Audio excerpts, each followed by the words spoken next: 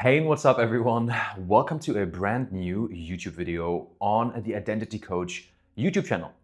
Last episode, we talked about why you keep attracting the same old toxic partners into your relationship. We uncovered different aspects such as the main algorithms and functions of your brain that keep repeating and keep confirming your identity bias loop, such as repeatability and predictability. And we uncovered as well that your nervous system is the main denominator of controlling the way you behave and repeating whatever feels safe to your nervous system. In today's video, we want to dive a little bit deeper because last video we brought up the concept of the self-concept. Today, I want to dive into what the self-concept actually is, how we define it, how it gets created, how it reconfirms itself, so basically the locks that keep the self-concept in place and why it's so hard to change it. Then we're gonna transition over how you can actually change or what your self-concept responds to, because it's not what you think. It's not the affirmations. It's not just woo-woo and motivation and I manifest and I quantum leap into this new version, but it's actually experiences that you need to implement. And at the end, so stay until the end, because at the end, I'm going to give you a 14-day reset protocol for your identity and your self-concept on how to put yourself on the first little step into the right direction. So if you're new to this channel, my name is Identity Coach Tim, or basically just Tim. You don't need to have the identity coach. And on this channel, we talk all things identity work. Personal transformation, personal development, identity work, and we really dive into what makes you truly you. So why I created this channel? Very simple, because I always was interested in what makes up the human psychology, why you are the way that you are. I discovered through experience over the last 10, 12 years, studying and diving deep and working with clients as an identity coach, I realized that your identity is much deeper than just the outer surface layer, right, of what you can see. Basically, and that's what we're going to go into, your identity is a whole framework of different scenarios that happen to you, your social environments, your belief system, so the story that you've been given that shape your beliefs, your habits, your actions, and your thoughts that inevitably control how you see yourself and how the world responds to you. So in today's episode, I want to dive into the idea of the self-concept. So self-concept is basically what kind of person am I and how do I think that other people see me, right? This is a very simple question that gets responded to by answering your nervous system will always repeat what it deems as safe. As we've discovered, your brain functions. So it's basically your brain gives signals to your body and not the other way around, right? A lot of times the brain, well, not a lot of times, always the brain controls the nervous system. It gives the nervous system certain impulses to react to.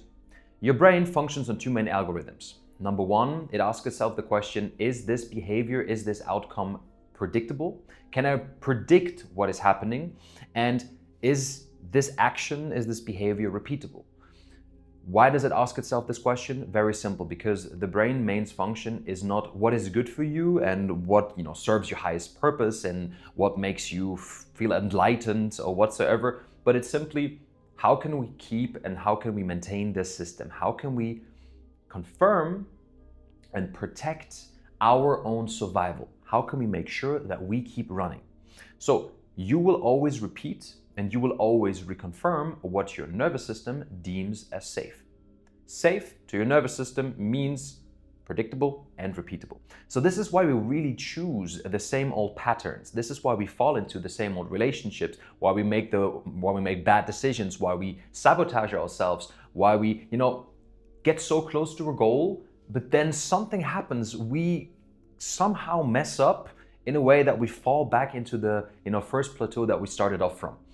Simply, we haven't taught our nervous system to regulate, to calm down, and to perceive that new environment as safe. So it always wants to push you into the direction where it feels safe and what it knows. So the idea here now, what is actually the self-concept?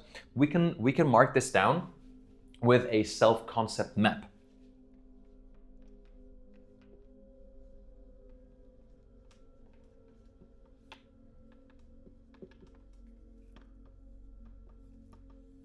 So the self-concept map basically gets created out of 4 main layers. These layers are called your story, basically the story that you have been given and the story that you consistently repeat to yourself, the expectations that you carry, so whatever you assume that will happen, the role that you default into as you're assuming the situation already in advance, so the classical role, the classical behavior, the classical system that your system already knows and that it just keeps on replaying on loop, and then the emotional baseline you return into, aka your safety net. Okay, so number 1 is the story. Number 2 is your expectation. Number 3 is your default role. And number 4 is the emotional baseline, right? So that's the first little concept here. That is basically what your self-concept is being made of. The story that you repeatedly tell yourself, or that you were given at a very early age, that brings on a certain expectation of how things should work and how things should happen. The default role that you jump into, right? Because if you default from a place of I am not good enough or I don't deserve love, right? You already expect everything around you to be portraying that. You kind of expect already that you won't be meeting people that will give you the love and affection that you so desperately want, or because you think it's normal for you. So you default into the role where you reject everything that is unknown and potentially might actually be what you're really looking for, but you don't know that. So you default into the role and naturally be drawn into situations where you attract what your story reconfirms, and the emotions that come up in that moment, that feeling of safetiness, like, okay, I'm with an unstable partner again. Or, okay, I'm back at, I don't know, 500 euros on my bank account. I know how that feels like, right? I've never known what it feels like to make a lot of money. So, of course, I naturally draw into what I know. I know what it feels like to have 500 euros or 1,000 euros on your bank account. So you naturally attract that into your life. From a spiritual perspective, like attracts like. So your self-concept, these 4 layers will keep bringing back into your life what you accept to be true for yourself. From this point, so this is number 1, what your self-concept really is. Number 2 will be, or a second part here will be, how that self-concept gets created. Because your self-concept gets created through 3 simple mechanisms, or 3 forces that repeat and reconfirm your self-concept. Number 1 is repetition. So what happened a lot, or what constantly gets repeated, becomes you. This is so true because it basically goes back to your brain's main question. Is this behavior repeatable? Okay, if it's repeatable, it is safe. So I like to be drawn into patterns and into situations that I know because I can repeat them. So whatever happened to you in the past, if you, for example, you experienced a lot of inconsistency in your relationships or in your behaviors, where you weren't fully committed or disciplined enough to continue, right? Or, for example, you experienced a lot of emotional distance. Or things such as criticism, right? The more often these things happen to you, the more often your system will reconfirm and imprint into your subconscious mind, well, I've experienced a lot of inconsistency, I've experienced a lot of emotional distance or criticism, so the rule must be that love basically equals effort, or that I am not worthy of love, or things such as people don't stay around me anyways, right? So the repetition creates rule sets. And another word for rule sets would be, for example, your beliefs and your belief systems, right? So repetition actions and triggers create certain rule sets that imprint. So inconsistency becomes, I'm not worthy of love, people don't show me love anyways, or a lot of emotional distance means, oh, love needs to be earned, right? That becomes your rule set, your main mechanism to run with. Repetition is the first layer. The second layer is very important. It's called emotional intensity.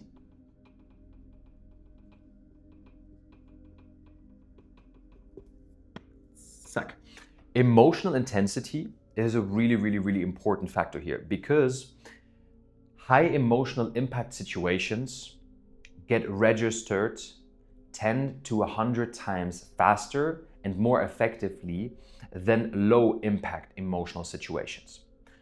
What do I mean with that? Very simple.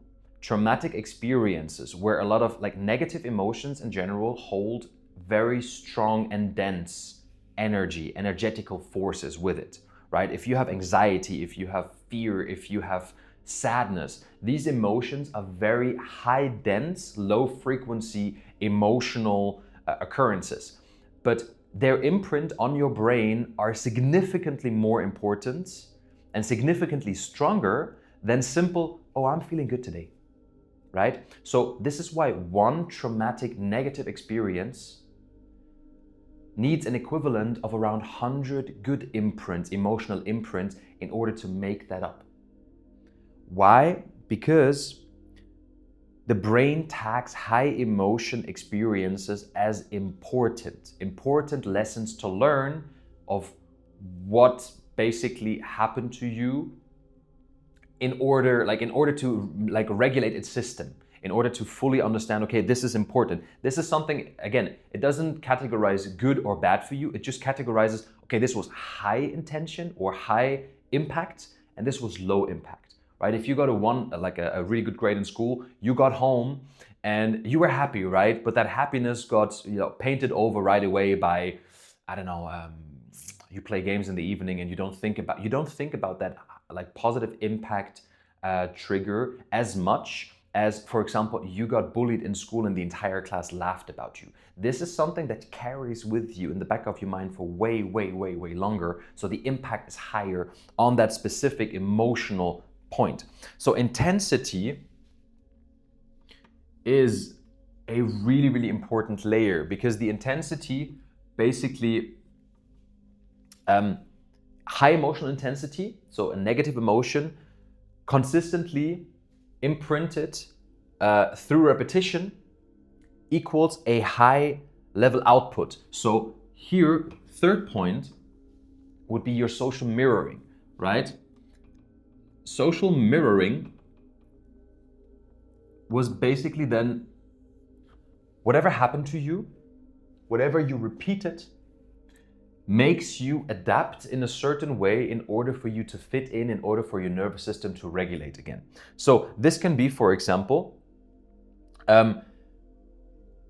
very intentional relationship, identity relationship strategies in order to fit into this environment that you're in, and to fit into your new school system, to fit into with your friends, or like the perceived people that you want to hang out with, or the relationships that you crave, right? So this adaptive strategy then lets you to believe things such as, be easy.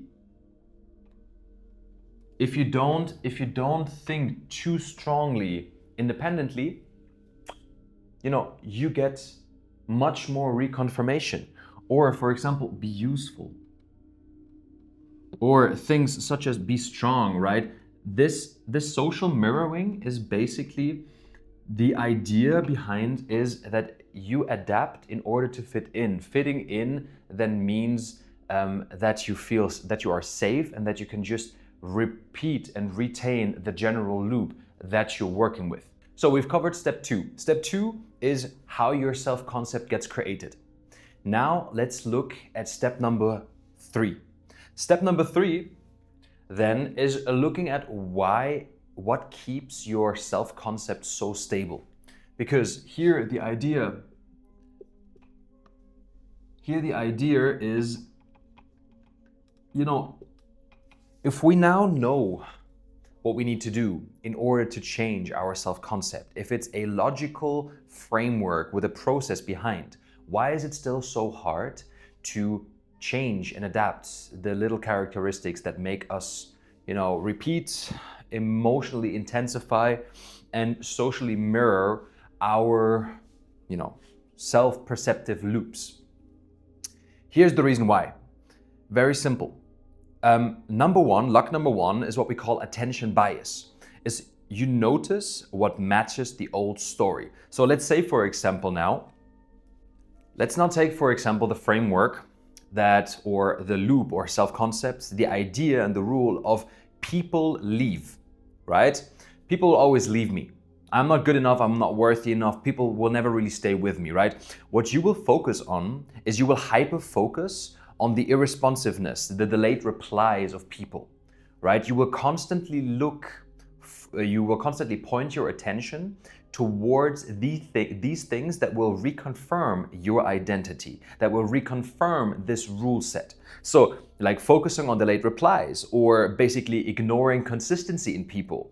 Like if you actually have now a partner or some friends around you that try to be consistent within their maintaining of the relationship, you will neglect that. You will not care about that because you're focusing on the little itchy things that will reconfirm the bias, that will reconfirm your self-concept. And most of the time you think that you're doing it consciously, but this is happening subconsciously. It's a pattern that is repeating and that is influencing the way that you're thinking, the way that you're taking action, the way that you're behaving up to your self-concept level to repeat and reconfirm this loop. So another thing would be, for example, interpreting a neutral behavior as a threat, right? So if you consistently repeat the same patterns and you're trying to find reasons in order to keep this old system alive. What we're going to look afterwards later in the video is the fact that affirmations alone, good words, good deeds alone will not change your self-concept. But rather it will be the experiences, the through-lived experiences that point and give you proof, like tangible proof of a new experience, a better experience that can be repeated, that has potential future. So it's not just delusion that we're having right here with the attention bias, but rather it's selective attention. You focus on it.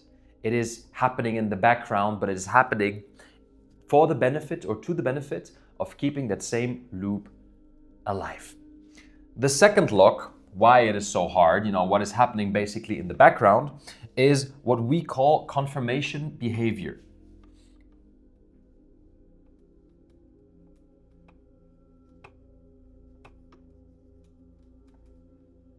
And I hope you can still read my beautiful doctor's writing over here. I'm really trying my best. So maybe let's lock this in like that. Let's lock this in like that. What confirmation behavior stands for, it's another variation of the attention bias, all right? Your attention bias is basically what you focus on, but your confirmation behavior is basically the affirmative behavior that you bring to the day to confirm your self-concept. So here, for example, we could take the rule of I'm not chosen, right? So I feel like I'm not chosen. People will never really choose me. At the base of it, it's always like I don't feel good enough, I don't feel worthy. But let's say it's I'm not chosen. So what you will do, the behaviors that you will attract at this point is you will pick people who actually can't fully choose you. You will pick unavailable partners that don't have the capacity, that are incapable of fully choosing you, that are somehow in other relationships and have hard times being determined and hard time really making a confident decision of choosing you. Or you will stay in vagueness instead of directness, right? Like you will overgive to earn their attention, or you will withdraw to protect. All of these behaviors, again, same as the attention that you're putting your focus on, are there to reconfirm the loop. you're automatically choosing the path of least resistance, which is the path of stability within the old framework that your nervous system deems as safe.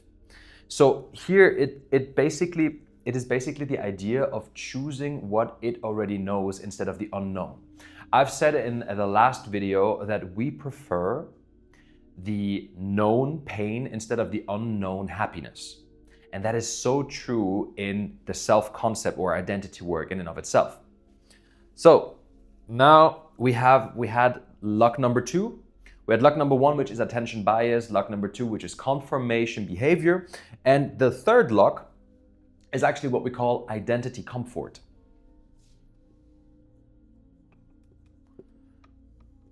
So here the idea behind is as well, even pain can feel familiar. So stability can feel safer than happiness because it's predictable and repeatable. I know you hear me saying this a lot of times, but this is important to push into your brain so you kind of like know already the way out of that vicious loop. Because if you're aware of it, you can acknowledge that these are the patterns that are basically driving me. If you can acknowledge them, you can actually take a conscious decision towards the improvement of it. So here, when, for example, a healthy partner shows up, right? The system will go, what I'm used to is actually not being stable, not having stable relationship, having uncertainty, having lack and deficiency in love and attention. So when now you actually meet someone who might be secure and a secure attachment type, who might be actually, stable and gives you all that you need, your system will go, this is unfamiliar to me. I don't know this. Reject, reject, reject. And that's the reason why you keep falling back into the same loops. You keep pushing that person away. You keep, confirming the behavior. You keep on being non-respondent, or you push them away, or you cheat, or whatever you do to push that unfamiliar feeling away to go back into a familiar sense. And that is the reason it keeps your identity and self-concept locked in place. So people mislabel actually unfamiliar safety as no chemistry. Here, keep in mind, it's your subconscious system that is manipulating you to follow the path of least resistance to what it already knows. If it's abuse, if it's cheating, dishonesty, disrespect, if that is your prime self-concept, like the belief system that you hold in your core, that will be what your system will optimize for, and it will search and do everything in its power to push safe, happy, and healthy away back into that old system. So that is already the concepts behind the self-concept map. Right, so we have what is self-concept, how it gets created, and what keeps it in place. Now, what we're gonna look into next is the self-concept relationship pattern. Here, we will go, I will erase this, so you might take a screenshot or you might write this down. So the self-concept relationship pattern chain goes like this. Your self-concept will create a certain expectation that you have about yourself. That will create a perception of how you perceive yourself and what you perceive in another person, that then will trigger a certain behavior, that will trigger a certain outcome, and that will deliver the proof to reconfirm the identity. That's why it's a cycle, and I'm gonna draw it down right like this. Now, let's take, for example, the example of I'm not a priority. If your self-concept is not a priority, that I'm not a priority, your expectation will then be, well, I will anyways just be an option. Right? From this expectation that you are just an option, your perception will be towards that other person, every delayed message, every not direct response, every time in between will then be critically looked at and translated over to back into your self-concept of I'm not a priority anyways, right? So from this perception of delayed response,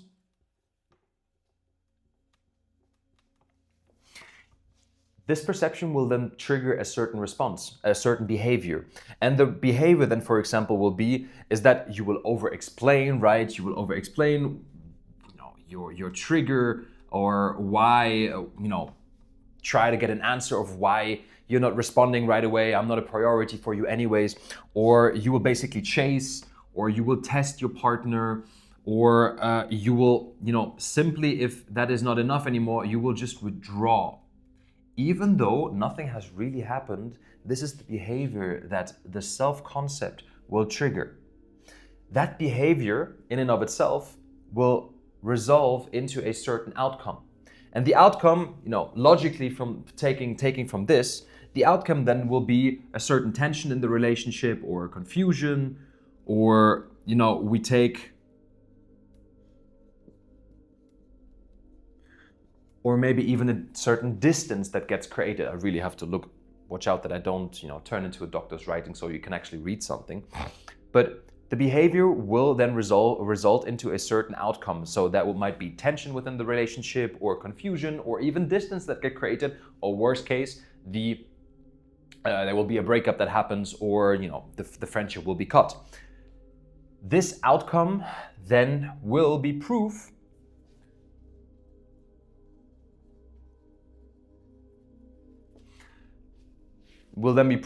that I am not a priority. It will reconfirm the self-concept.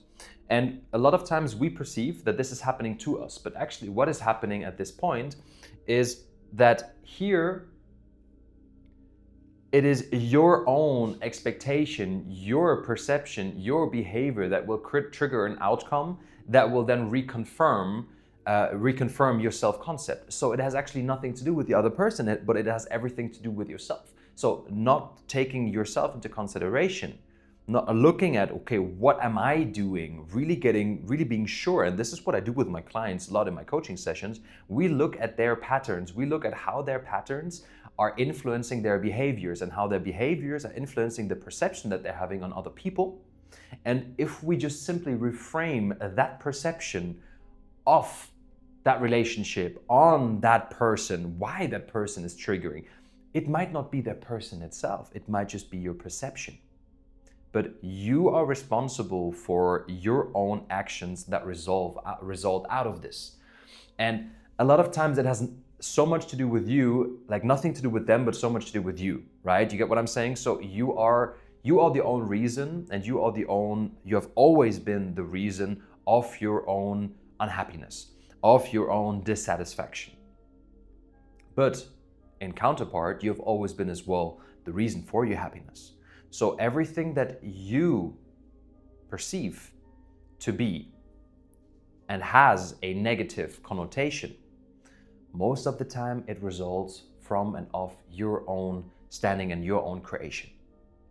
We are so focused on ourselves that we don't get to take the time to really look at ourselves from an angle that is outside of ourselves, that is dissociated. We can only see our life or perceive our life through an associated lens. So we think that everything that happens to us is happening to us, but where actually it might just be happening through us, right? Life is not happening to you, it's happening through you.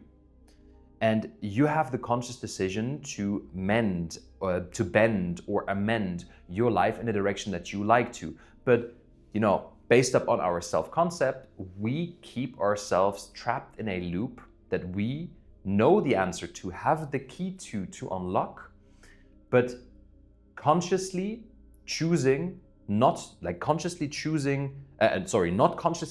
to step out of this loop will keep us in the loop.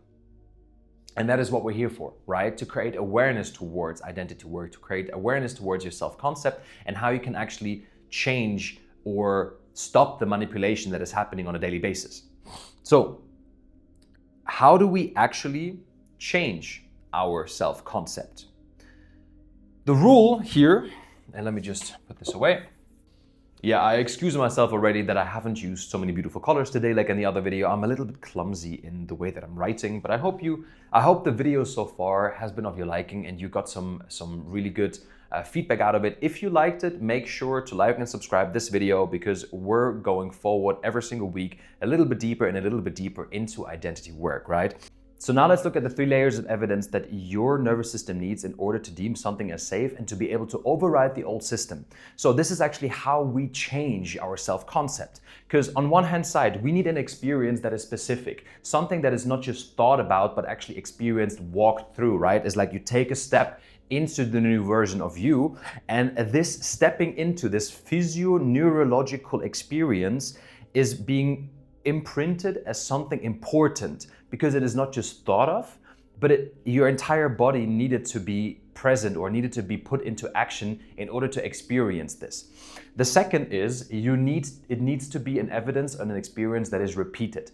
Repeated means that it can be repeated in the future again, so it is perceived as safe. And the third layer is it needs to be emotionally registered. So any experience that you repeat or that is being repeated over and over and over again, where there is a strong emotional connection behind, is an impulse that is being registered by your nervous system as something safe. So it can be imprinted, it can be repeated. So the idea here then is very simple. This evidence is part of how you can actually change or how you can actually implement a strategy in order for you to create a new self-concept, in order for you to create a new version of you. You need experiences that confirm the new bias, the new pattern of your self-concept, the new story that you would like to implement. This new story, let's say, for example, now very simple, I am not worthy of love. Now let's say you meet someone that loves you so unconditionally and is actually a safe and secure person, completely different than the past relationships you've had. Now that person gives you love unconditionally. That person overshowers you with love. Now you now know and you are aware of the pattern that would keep you naturally pushing away people like this. So you actually let yourself into this experience. You don't deny it, you don't reject it, but you take it in. You just let it soak in. So you have an experience that is specific, something that is happening to you that is already confirming your new story. Now this person is showing you love over and over and over again. And even though it might be really hard for you to stand within that ground, you let that story be repeated. And now slowly over and over again through the emotional registration of that love, of that new impulse that is basically falsifying the old story, you now confirm you're in a new story. This is how you change your self-concept. Whatever you repeat over a certain period of time that is emotionally registered and that is specific, not just thought of in your mind, but actually lived and experienced, will rewrite the code of your self-concept. And this is the protocol that I want to give you with to end this video with, because we've been talking a lot today about, the self-concept, of how it gets created, what it is, why it gets locked in, and now as well how we can reshape it. So what I will give you now is a 14-day self-concept reprogramming protocol. Okay, so this will end the video perfectly because you will actually have something to do over the next 14 days in order to take the first step in order to rewrite the self-concept into the direction that you would like it to be. So, last and final step of this video is, let me first write it down, okay, the different layers, and then I will walk you through it. So now we come to the last part of this video. This is your 14-day self-concept reset. Okay, I've broken this down into 5 simple steps. Step number 1 is name the rule. Here, you then write, for example, in relationships, I learned that ... Fill in what that means for you. You can as well take this for any other example. In life, I learned that ... Example would be then here for the relationship, if I need too much, I get rejected. Or for example, consistency never lasts. Or if I give too much, people reject me, or people kind of don't take me serious anymore. Fill it in with whatever means or whatever is relevant to your life right now, right? You name the rule. Step number 2 is spot your own protection. So when this rule gets triggered, I tend to ... fill in the blank. right? This could be, for example, when this rule gets triggered, that I learned that if I need too much, I get rejected. I overgive, or I chase, or I test, or I disappear, or I shut down, or I criticize, whatever fits, right? Spot the protection pattern that you're using in that moment when you are perceiving that certain rule happening in your life. Step number 3, choose one new behavior that contradicts the rule. So here then it would be, for example, I will state a boundary without over-explaining it. Or I don't chase, I wait and I watch. Or in terms of in relation to the relationship, or in connection to the relationship point, I choose the consistent person even though it feels boring at first. This gives you, or this gives your brain, the impulse, the new evidence that is, tangible, that you then repeatedly show up for that person, right? You repeat, and you have a repeated emotional intensity behind that experience. You then log the evidence, right? This is important for your rational brain to have a before after, to have a rational concept that is broken down into what I did, what happened when I did it, and what this proves me now. Albert Einstein once said, if you can name a problem, you already solved the problem halfway through. So here the same thing happens. If you write down the evidence that is speaking for that new healthy pattern, and that it is actually serving you, you basically already confirm to your nervous system that there is a pattern that is new, that is unknown, but we have logically broken it down, and it actually makes a lot of sense. To the final step, you replace the rule with a mature new one. You then take your old rule, such as, my needs are too much, and you replace this old rule with a new set that screams for, my needs are information. The right people can meet the rule. This is your 14-day self-concept reset program. Try it out over the next 14 days. Try to name one of the rules that you have in your life where you know that you're self-sabotaging yourself. Where spot the protection mechanism that is coming into play. What are you doing when that certain trigger or when that certain rule gets applied? What happens? Choose one new behavior that contradicts the rule, right? When you've spotted the protection, spot a new behavior, and even if it's only theoretical, implement it, and try to implement it even though if it's hard or not. By repetition alone, you will break the barrier of it being something hard and something impossible. Log what happened, so write in your little journal what you did, what happened, and what this proves to you now. What does this tell you about your self-concept now? And then replace the rule with a mature one. So you basically implement a new rule instead of the old one, and by simply repeating it and having the emotional intensity in the moment, you are able to rewrite your self-concept. So this marks the end of this video. It's a long video. I love this long format, and I hope you like it too. If you liked everything you heard today so far, again, make sure to subscribe to the Journey Beyond podcast. I'm looking forward to diving a little step deeper, even further within next week's video, where we then dive into the self-sabotage cycles and mechanisms that keep you grounded and how to break them effectively, okay? So that will be everything for today. I hope you like what you heard, and see you in the next one. Peace.